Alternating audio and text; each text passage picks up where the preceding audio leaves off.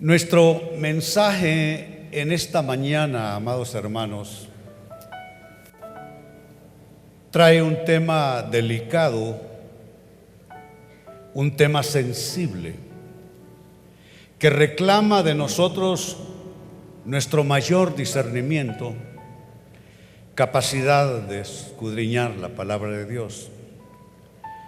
Y el tema es tan extenso que he sentido del Señor entregarlo en dos partes. Este domingo la primera parte, y si Dios nos presta vida y oportunidad, concluiremos este tema el próximo domingo. Nuestro estudio en la palabra entonces en esta mañana se titula, y a manera de pregunta, ¿puede enfermar la historia? ¿Puede enfermar la historia de un individuo, la historia de una familia, la historia de una nación? Estamos habituados a la idea de que los cuerpos pueden enfermarse. Con esa realidad tenemos que ver todos los días. Los cuerpos se enferman. Pero, amados, no solamente se enferman los cuerpos. También está demostrado, las mentes se enferman. Pero no solamente los estados mentales se enferman, también las relaciones pueden enfermar. Y cuando las relaciones se enferman, estas se vuelven destructivas, se vuelven complejas, conflictivas.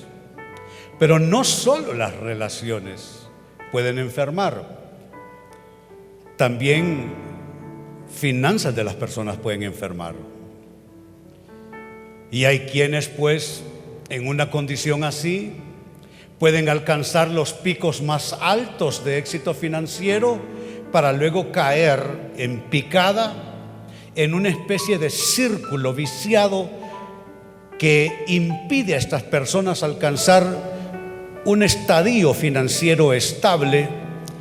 Hay enfermedad en sus finanzas. Pues a esta lista también habrá que sumar esto: la historia puede enfermar. La historia de un individuo, la historia de un núcleo familiar y también la historia de un conglomerado en términos más amplios como es una nación. Es un tema delicado, es un tema sensible, un tema que reclama nuestras mejores capacidades para poder interactuar con él. Y quiero iniciar con un texto difícil, extraído del contexto en el que se presentan los 10 mandamientos a la humanidad. Y en ese contexto aparece lo que vamos a leer, Éxodo capítulo 20. Tomaré la segunda parte del verso 5 y leo de la Nueva Traducción Viviente. Dice así, y les reitero, esto es en el contexto de los 10 mandamientos, y los 10 mandamientos esencialmente son la base moral y espiritual que heredaron las naciones. Y en ese contexto dice así: porque yo, el Señor, tu Dios, soy Dios celoso. Extiendo los pecados de los padres sobre sus hijos. Toda la familia de los que me rechazan queda afectada, hasta los hijos de la tercera y la cuarta generación. Permítanme leer esta misma escritura en una versión más conocida para nosotros, la Reina Valera, en la revisión del año 60. Dice el mismo texto, Éxodo 20, segunda parte del verso 5. Porque yo soy Jehová, tu Dios, fuerte, celoso, que visito la maldad de los padres sobre los hijos hasta la tercera y cuarta generación de los que me aborrecen. Quiero que noten esa corta frase Dice que visito. Este es un vocablo interesante, visito. Lo que se tradujo de esa manera en nuestras Biblias, un Dios que visita, se traduce así en los textos originales del hebreo pakad, que es básicamente, amados, una raíz primitiva para traducir exactamente eso, visitar, y que puede ser en los dos sentidos: visitar en una actitud amistosa o visitar en una actitud hostil. Por analogía, lo que está contenido en términos de traducción, de significado, de acepciones del vocablo son los siguientes. Se puede traducir pakad como supervisar, como depositar, como vengar, como otorgar, designar, cargar, comprometer y contar. ¿Qué está diciendo? Dice: yo soy tu Dios fuerte y celoso, que pakad, visito la maldad de los padres sobre sus hijos hasta la tercera y cuarta generación. Es un Dios, amados, que supervisa nuestras vidas.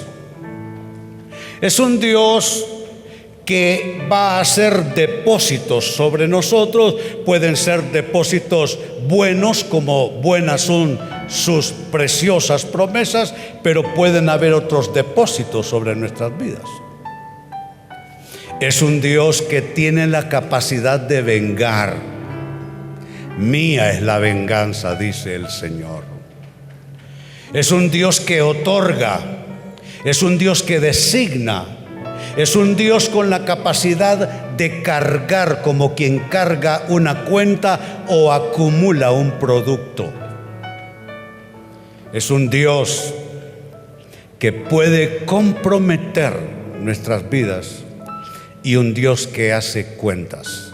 Eso está diciendo. Como ven, es un tema como para pensarlo muy en serio.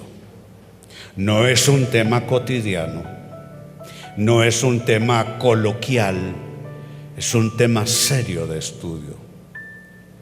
Pues tomando esta como base, este texto que es de ponernos, como dije, a pensar en serio, hagámonos la pregunta.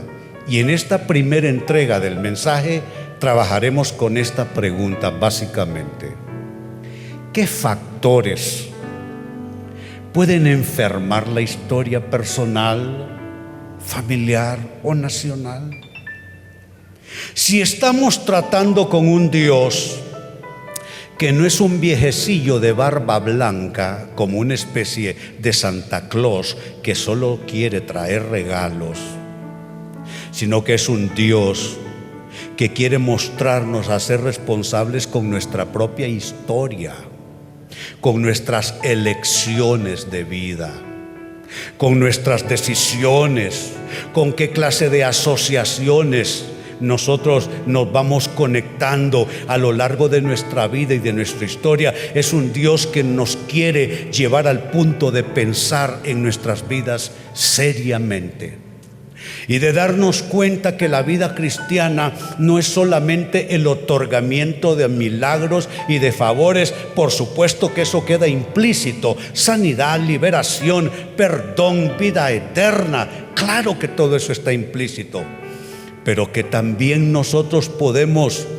de alguna manera cosechar o recibir la carga, el efecto que nosotros prácticamente inconscientemente estemos provocando sobre nuestras vidas, sobre nuestro entorno, sobre nuestra historia. Así es que vamos a ver algunos de estos factores que definitivamente pueden, van conmigo por favor, un poquito para atrás, sí. Vamos a ver una serie de factores que pueden crear eso precisamente, enfermedad. La historia de los individuos, la historia de las familias, la historia de las naciones puede enfermar. Es una seria afirmación en la Biblia. ¿Qué factores son estos? En primer término, actos de injusticia. Escuche bien esto. Actos de injusticia que no han sido reparados, claro que pueden enfermar la historia de una persona, de una familia, de una nación. Actos de injusticia que no han sido reparados. Atención al ejemplo que viene. El libro de Esther, capítulo 6, versos 1 al 3, y leo de la Reina Valera revisión del año 60. Noten cómo inicia el relato. Dice: aquella misma noche. Hay cosas que pueden activarse así en un instante. Hay cosas que pueden desatarse así en una noche y cambiar y traer un giro grande, un giro enorme en la historia de las personas. Aquella misma noche se le fue el sueño al rey. Algo hizo que su sistema neurológico tuviese un percance, digámoslo así. El insomnio es un fenómeno neurológico. ¿Sabe? Yo entiendo bien esto porque yo 2/3 de mi vida quizá padecí de cierto desorden del sueño, una forma de epilepsia del sueño. Convulsionar al comenzar a dormir. Se accidenta la actividad eléctrica del cerebro y tú comienzas a convulsionar. De niño sufría episodios de terror, de pánico, porque era una cosa horrorosa. Entonces, entiendo muy bien esto que estamos leyendo. Aquella misma noche, algo se accidentó en su proceso neurológico. Y un hombre con salud, acostumbrado a dormir bien, un hombre en un estado óptimo, de pronto se le fue el sueño. Quedó perturbado, incómodo, nada más incómodo que no poder dormir. ¿Sabía usted que si usted no logra dormir bien, todo eso tarde o temprano va a afectar los diferentes sistemas de su cuerpo, los diferentes sistemas en su organismo? Y nada más peligroso para la salud de una persona que tener el sueño alterado. Aquella misma noche se le fue el sueño al rey. Y saben, cuando surge ese fenómeno neurológico y él no puede dormir, ¿sabe qué está pasando? En unas horas, un individuo llamado Naamán va a cruzar el patio de este rey Asuero. Este hombre va a venir con una horca preparada para asesinar a otro hombre llamado Mardoqueo, un hombre justo, que vino de la deportación de Jerusalén a Babilonia junto con el rey Joaquín, que fueron transportados en contra de su voluntad. Y es un hombre que sirvió de canal, de medio, de instrumento para que el pueblo judío no fuese destruido en ese entonces. Él tenía una prima que él cuidó, protegió, formó y que se convirtió en la reina Esther. La historia está a punto de ser dislocada. La historia está a punto de ser fragmentada, de ser herida, de ser golpeada, porque este hombre Naamán, que tiene intención de destruir a ese pueblo judío, va a asesinar a aquel que es el instrumento para su preservación. Así es que sigo leyendo y ya los pongo en contexto. Entonces, cuando se le fue el sueño aquella misma noche, dijo que le trajesen el libro de las memorias y crónicas y que las leyeran en su presencia. Sigue diciendo: entonces hallaron escrito que Mardoqueo había denunciado el complot de Bigtán y de Teres, 2 eunucos del rey, de la guardia de la puerta, que habían procurado poner mano en el rey Asuero. Y note lo que dice el verso 3. Y dijo el rey: ¿qué honra o qué distinción se hizo a Mardoqueo por esto? Y le respondieron los servidores del rey y sus oficiales: nada se ha hecho con él. Un acto de justicia postergado, honrar a quien merece honra. Qué importante en una sociedad honrar a quien merece honra y destacar las acciones que construyen vida, que construyen buena historia.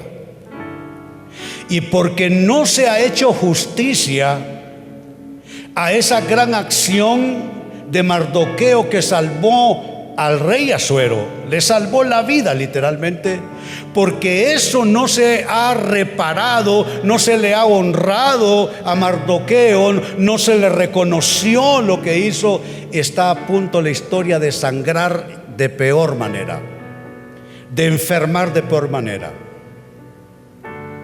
¿Saben? Qué importante es que nosotros revisemos nuestra vida, nuestra trayectoria. Tú puedes creer en Dios, seguirle a Él, pero no creas que cualquier acto de injusticia que tú hayas cometido o un acto de justicia que has postergado, no creas que eso no te puede estorbar. Claro que te puede estorbar, y mucho. Puede estorbar promesas cumpliéndose en tu vida. Puede estorbar milagros realizándose en tu vida.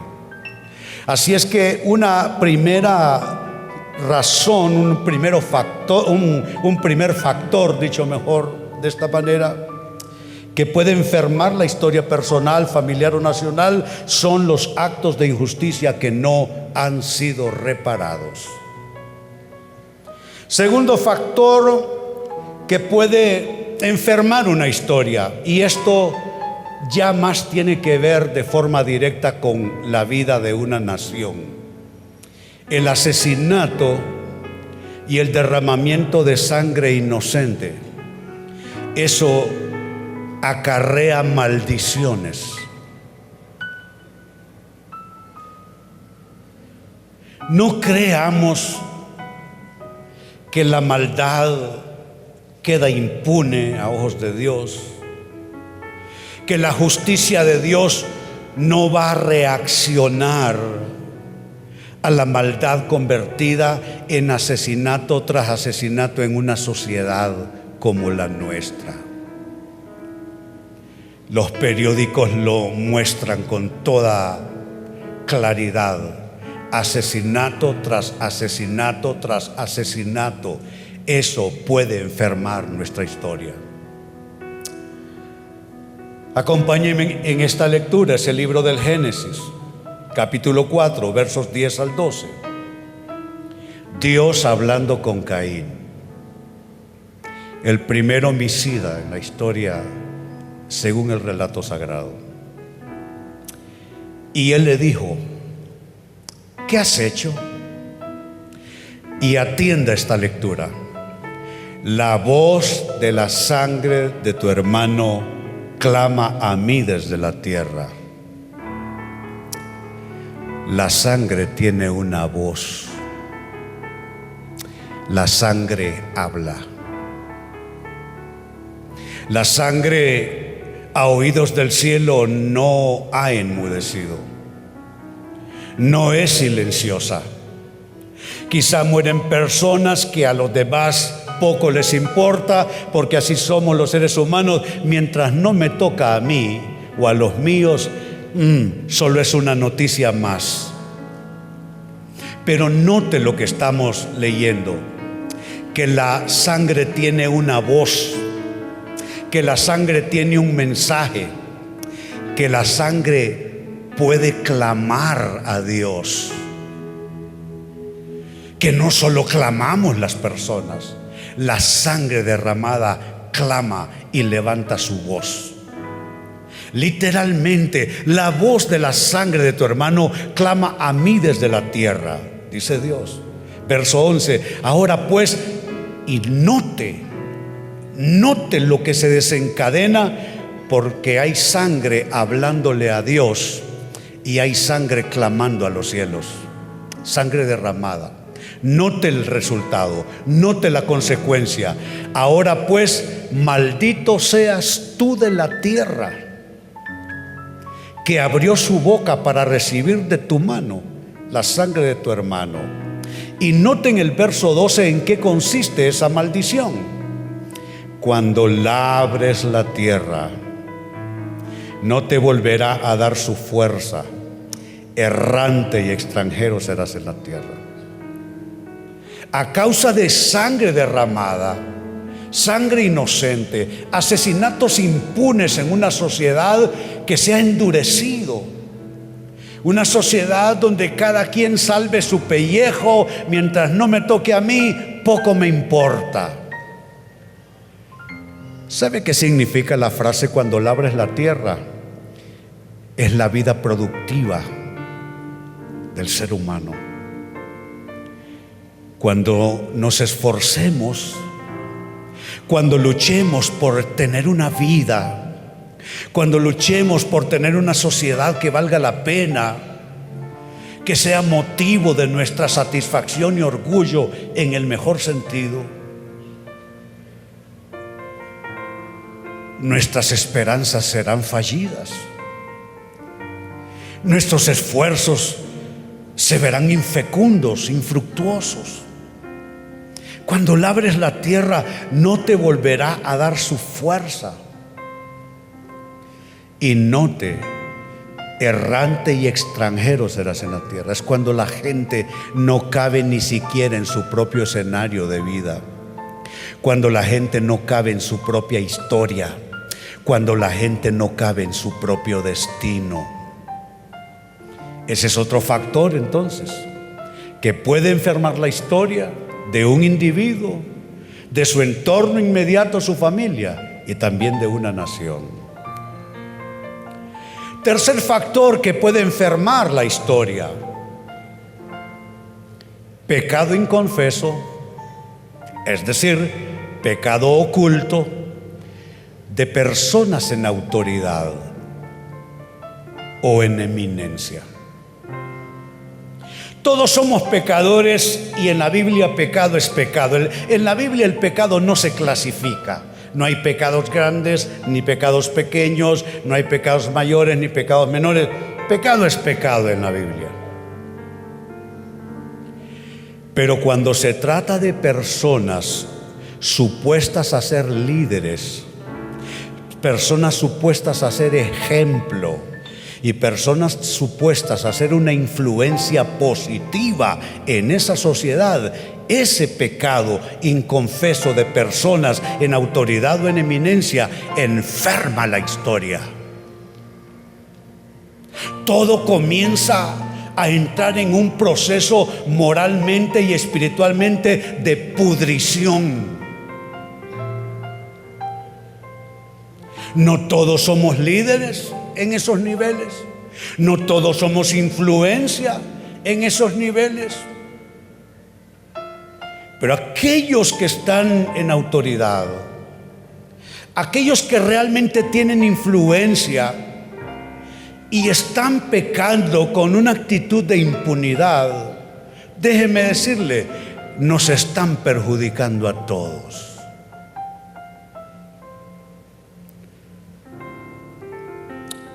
Mire la instrucción de Pablo a Timoteo. Primera de Timoteo, capítulo 2, versos 1 y 2. La primera instrucción es una instrucción genérica de orar por toda la gente. La segunda es una instrucción específica. Dice en lo primero, verso 1: exhorto ante todo a que se hagan rogativas, oraciones, peticiones y acciones de gracias, escuche bien, por todos los hombres. La Biblia nos dice que oremos por el vecino, que oremos por el jefe, que oremos por el primo, que oremos por el papá, por la mamá, que oremos por el taxista, que oremos por el vendedor de la tienda, que oremos por el que esté en la ventanilla del banco, que oremos por todo el mundo, sin diferencias de ninguna índole. La segunda instrucción, verso 2, por los reyes y por todos los que están en eminencia, y noten la razón. No es para que ellos tengan éxito, no es para que ellos alcancen sus metas, no es para que ellos se mantengan en sus posiciones políticas o de influencia. Dice que oremos por los reyes y por los que están en eminencia, para que nosotros, no ellos, nosotros vivamos quieta y reposadamente en toda piedad y honestidad. La quietud es algo que se nos ha perdido en nuestra sociedad. Vivimos alarmados, vivimos asustados, y aunque somos responsables cada quien por lo suyo, el próximo domingo mi primera escritura es: el alma que pecare esa morirá, hablando de que cada quien será responsable por sus propias faltas. Sin embargo, aunque todos somos responsables, cada quien en su escenario de vida, de sus faltas, de sus yerros, de sus pecados, los que están en autoridad y en eminencia tienen el poder de estorbar la quietud nuestra. Vivir reposadamente no describe a nuestro país. No vivimos reposadamente y no vivimos en quietud. ¿Y qué es lo que sucede? El pecado de las gentes que son influencia en este país. No podemos solidarizarnos con eso, ni por razones religiosas, ni por razones políticas, ni por razones de otra índole. Porque las personas en eminencia, en autoridad, y personas de alta influencia en cualquier ámbito, pues no crea que hablo solo de política, hablo de cualquier ámbito. Esas personas tienen el poder de amenazar la quietud de una sociedad y de impedir que un conglomerado viva reposadamente en toda piedad y honestidad. Entonces, el pecado inconfeso de personas en autoridad o en eminencia, claro que nos puede enfermar nuestra historia, claro que sí.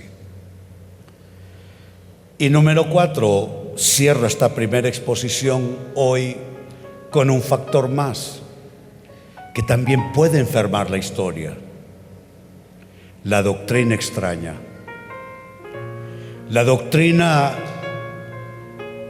que viene por espíritus de error y engaño, que literalmente, como lo vamos a leer dentro de unos instantes, carcome como gangrena.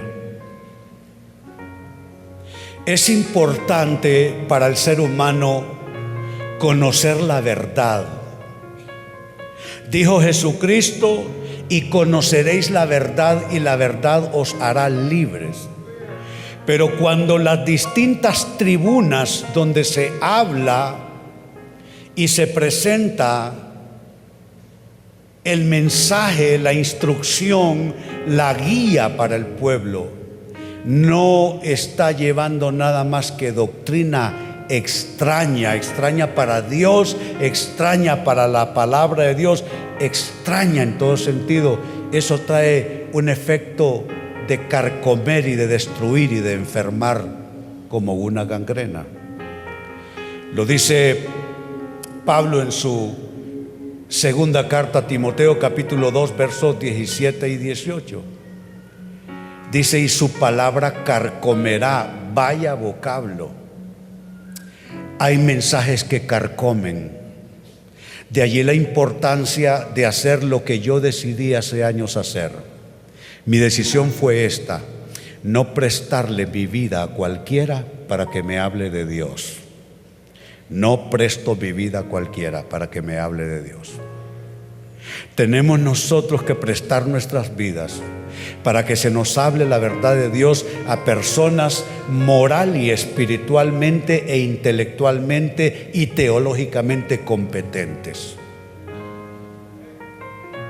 Porque no te sirve, y no solo no te sirve, es una verdadera amenaza que alguien te comunique a tu espíritu, a tu mente, algo que es extraño y que es enfermizo. Literalmente dice: su palabra carcomerá como gangrena, y menciona a dos personas específicas de su época, de los cuales son Himeneo y Fileto. Note que se desviaron de la verdad, salieron con cosas que no son, y dice: trastornan la fe de algunos. Y vea lo que hemos leído en el verso 7, dice: su palabra carcomerá como gangrena. ¿Qué es una gangrena? Veámoslo rápidamente. Según la Real Academia de la Lengua Española, no René, según la Real Academia de la Lengua Española, gangrena es la muerte de los tejidos por falta de riego sanguíneo, generalmente a causa de una herida seguida de infección y putrefacción. Eso puede pasar moral y espiritualmente. Una herida que nadie está sanando, y curiosamente una herida que viene por la palabra errónea, enfermiza, contaminante de una supuesta verdad que no es verdad. Entonces, si me ayudan en pantalla, hagamos el repaso. Hemos hablado de factores que pueden enfermar la historia de una persona, de una familia y aún de una nación. ¿Qué factores son estos? En primer lugar, actos de injusticia que no han sido reparados. Piensa en términos de su vida personal, de su historia, de su escenario, de sus relaciones, de sus decisiones. Piense por un momento cómo usted ha vivido su vida y si hay actos de injusticia que usted por una razón u otra cometió y que usted no ha reparado. ¿Quiere un consejo? Repare toda injusticia en su propia vida, en su propia conexión de vida. Y que Dios, de alguna manera, ayude a que en nuestra nación esto también suceda. Dos, ¿qué otro factor puede enfermar la historia? El asesinato, el derramamiento de sangre inocente de manera perversa, impune, como nosotros vemos en las noticias todos los días. Tercer factor, el pecado inconfeso de personas en autoridad, personas de alta influencia, personas en eminencia, pecados que se ha tratado de una manera indebida.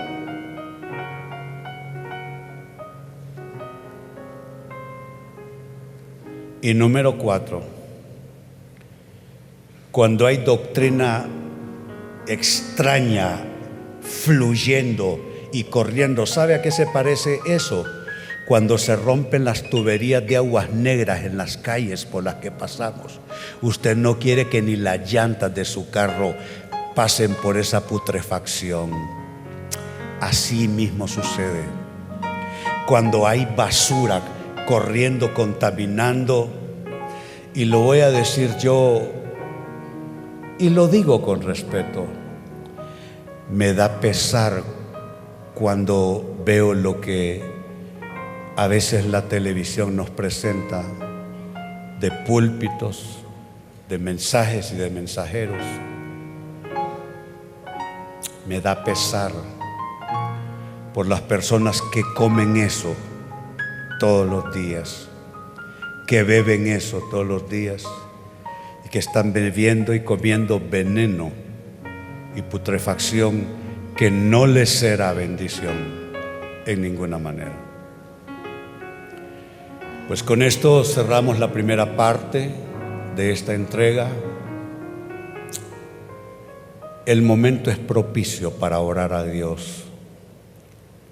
Para estas cosas, amados, nadie es suficiente. Necesitamos la asistencia de Dios. Necesitamos al Espíritu de Dios. Y sabe que necesitamos Biblias bien abiertas y ojos que saben leer la Biblia y mentes que saben leer la Biblia. Les invito a ponerse en pie con toda solemnidad, porque este es un momento especial. ¿Y sabe por qué es un momento especial? Porque quiero orar por historias de individuos. ¿Sabe qué pasó con mi historia? Déjeme decírselo. ¿Sabe qué pasó con mi historia? Habían algunas enfermedades y ciertas proclividades en mi familia. Había una incidencia de enfermedades que venían vía herencia genética. Por el lado de papá, diabético. Él, sus hermanos, sus hermanas. Puedo pensar en no menos de media docena de personas que murieron y mi padre estaba en la lista. Mi padre falleció a los 56 años. Y por el lado de mamá,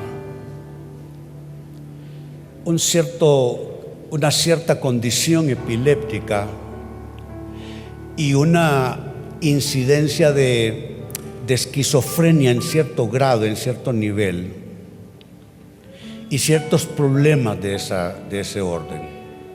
De hecho, yo heredé esa enfermedad.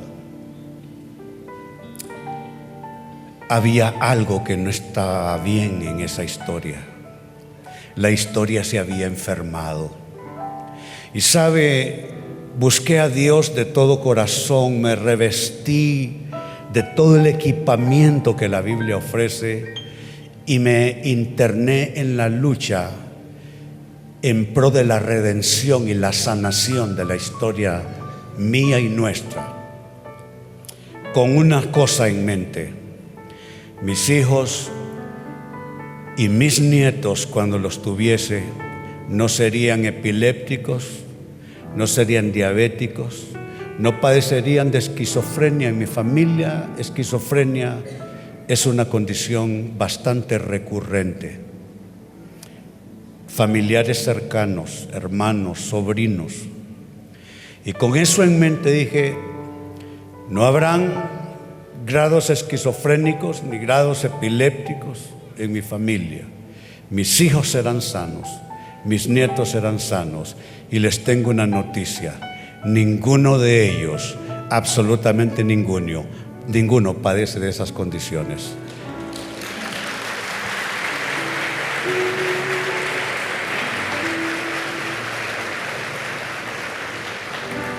Por eso quiero orar por su historia.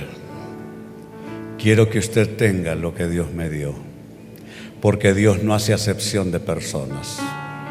Dios quiere sanar su historia.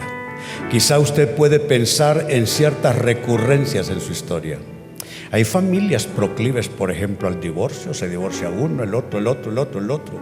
Hay familias proclives a la adicción a sustancias o al alcohol, que era alcohólico el abuelo, el papá, los otros. Son tendencias, proclividades. Voy a hablar un poco de eso el domingo próximo, si Dios me presta oportunidad. Quizá usted puede pensar en ciertas recurrencias, ciertos comportamientos que usted ve en su familia, y usted dice: esta cosa parece como que si la historia estuviera enferma. Si esa es su percepción y su discernimiento, usted es mi candidato para orar por usted, ¿sí?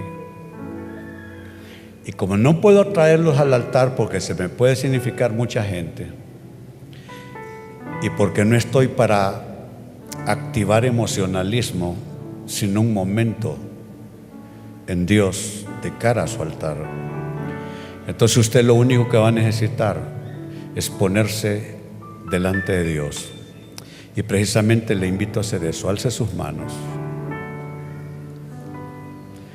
Padre, hoy venimos, Señor, a pedir se active un proceso sanador en la historia de individuos, de núcleos familiares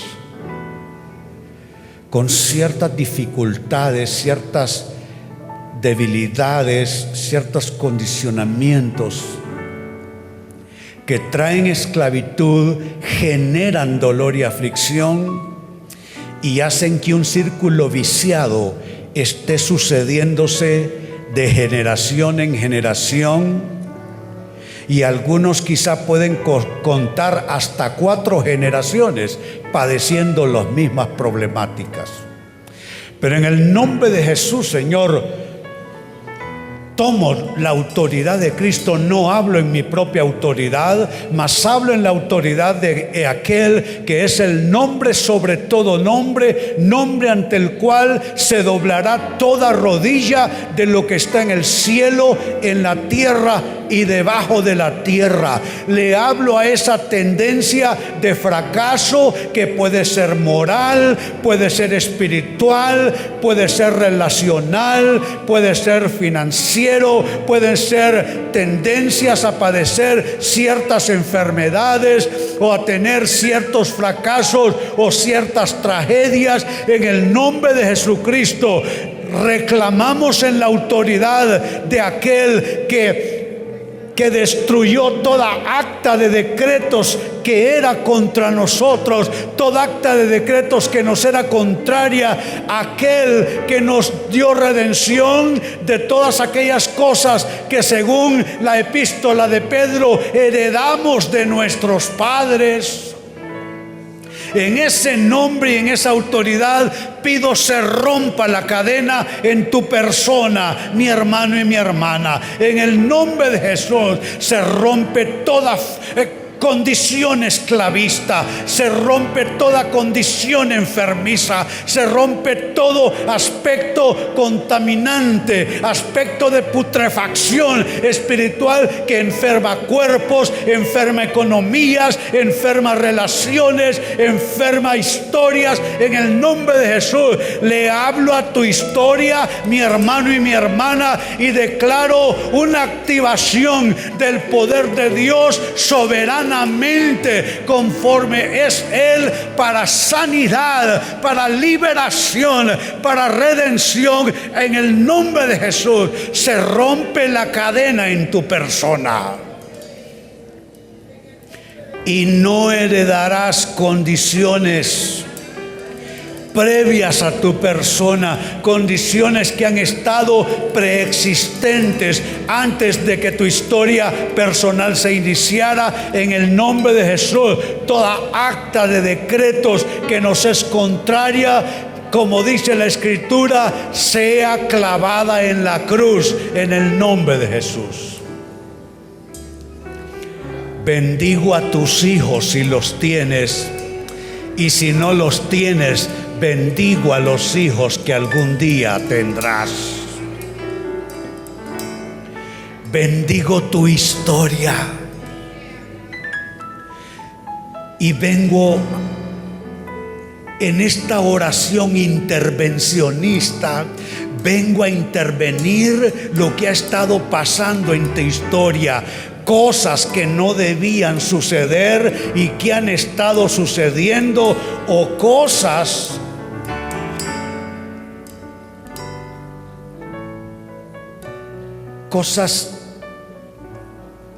que no deben suceder y están sucediendo. En el nombre de Jesús, siembro en la raíz de tu historia una palabra de autoridad, de sanación por las llagas de aquel por el que hemos sido sanados, Cristo Jesús. Aquel que fue la causa de nuestra paz. Dice, por su llaga fuimos nosotros curados. y el precio de nuestra paz fue sobre Él, el castigo de nuestra paz. En el nombre de Jesús se abre un espacio nuevo de oportunidad. Se abre un espacio nuevo de historia sana, historia libre, historia redimida. Te bendigo en tu persona, en tu vida como un proyecto, y te bendigo en tu presente y futuro en el nombre de Jesús. Y amados, en esta oración quiero incluir algo más. Quiero orar por aquel que necesita entregarse a Cristo Jesús. No te quedes creyendo desde afuera. No sirve creer desde fuera, sirve creer desde dentro. Crecí creyendo en Dios, nací casi que creyendo en Dios, como a todos nos enseñan. Pero no me sirvió, sino hasta que en un mes de agosto de 1972 le entregué mi vida, mi historia, mi corazón, mis pecados a Jesús. Lo recibí en mi corazón. Y dice la palabra que a los que le recibieron, a los que creen en su nombre, les dio potestad de ser hechos hijos de Dios. No un creyente solamente, un hijo, una hija de Dios, con derechos adquiridos como hijo adoptado de Dios. Si esta es tu condición y tu necesidad, inclina tu rostro y repite esta oración. Dile: Señor Jesús, hoy me entrego a ti. Hoy abro las puertas de mi corazón y te invito a entrar. Entra en mi corazón, vive en mí, perdona mis pecados, lávame, límpiame y hazme una nueva criatura. Te lo pido. Amén. Si tú hiciste esta segunda oración conmigo, ¿qué tal si los demás bajan las manos y tú levantas la tuya para felicitarte por haber hecho esta oración? A ver quiénes hicieron esta oración conmigo esta mañana. Solo me indican con su mano alzada. Es lo único que tienes que hacer, que haya hecho la oración conmigo para recibir a Cristo en tu corazón. Habrá alguien aquí esta mañana. Solo me tienes que indicar. Ahí hay una mano alzada, sí, ahí atrás. Qué bueno, bendito sea el Señor. ¿Habrá alguien más que hizo la oración? Dice la Biblia que hay fiesta en el cielo con un pecador que se arrepiente. Bendito sea Dios.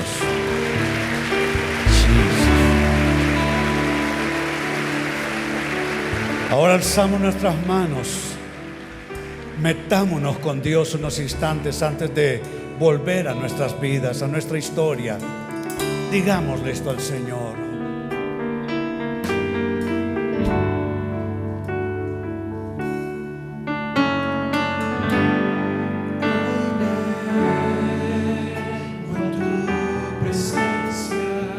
Oh, dile al Señor: mis pecados están ocultos ante ti.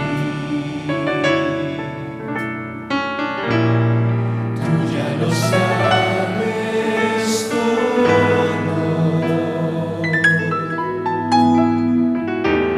Y me arrepiento de verdad. Aquí estoy.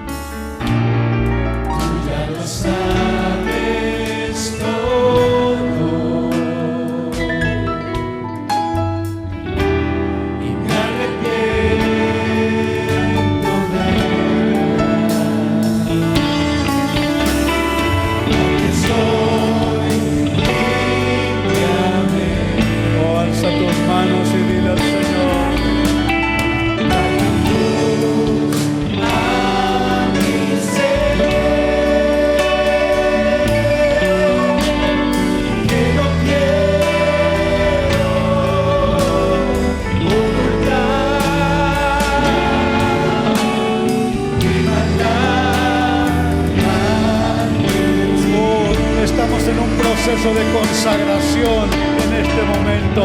Estoy claro a ti. Tu perdón llega a mí. Vuelve a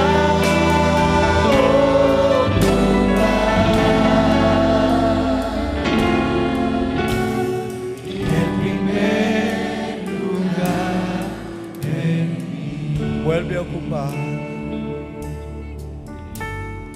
Vuelve a ocupar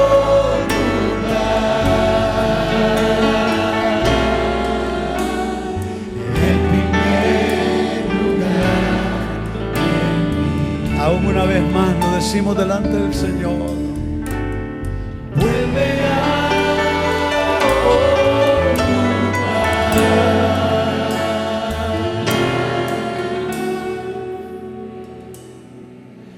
el primer lugar en mí.